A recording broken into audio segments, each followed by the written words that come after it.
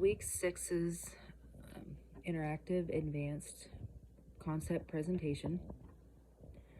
I wanted to focus on to start with, two different bombs that were used in World War II.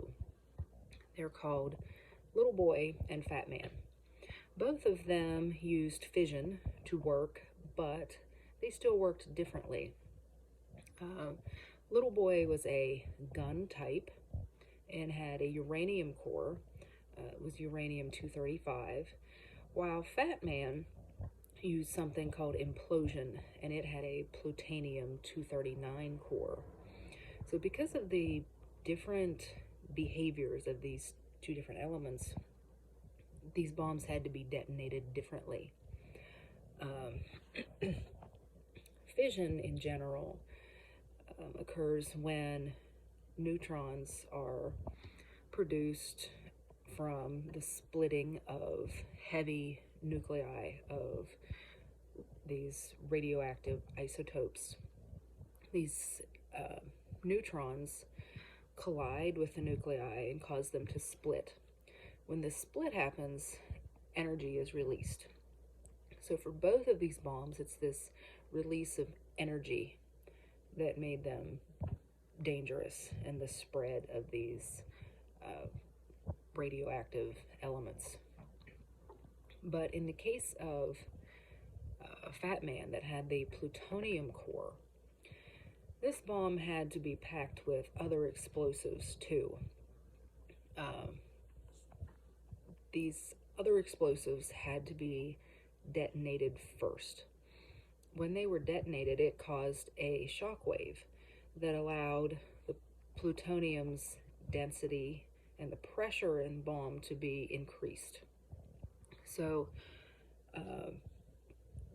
that pressure and density increase is what would cause the knocking together of these heavy nuclei that would then cause the split from the neutrons running into each other, or running into the nuclei, rather than a more simplistic gun style detonation with Little Boy.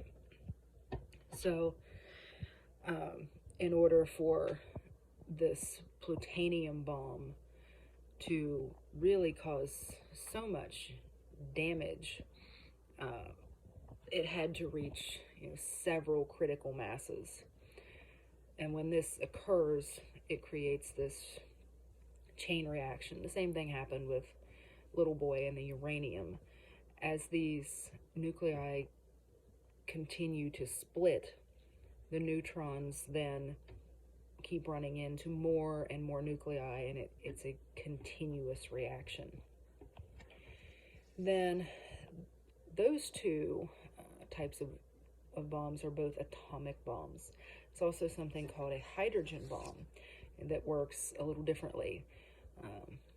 Hydrogen bombs really don't have a limit of power, which is kind of a scary thing.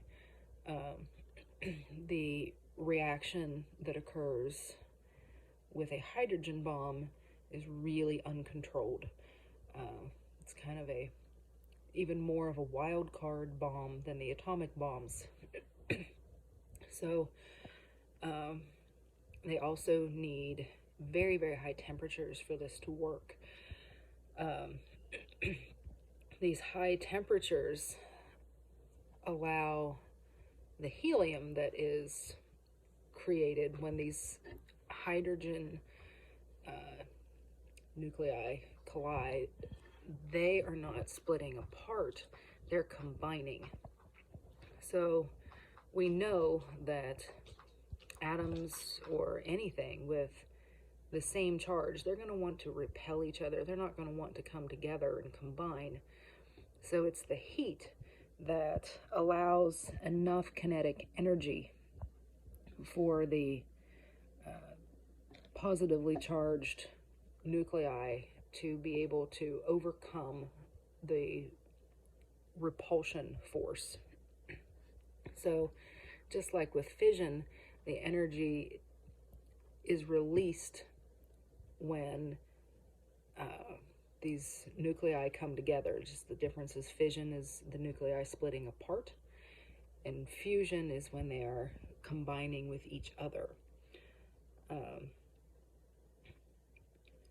So without these high temperatures, a hydrogen bomb really isn't going to do a whole lot, because there would be nothing to allow for enough energy for these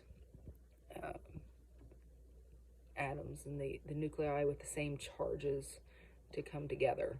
So it's a little more complex, but it is more dangerous in the sense that the reaction from it could go on forever and wipe out the entire planet. So that's it. Thank you.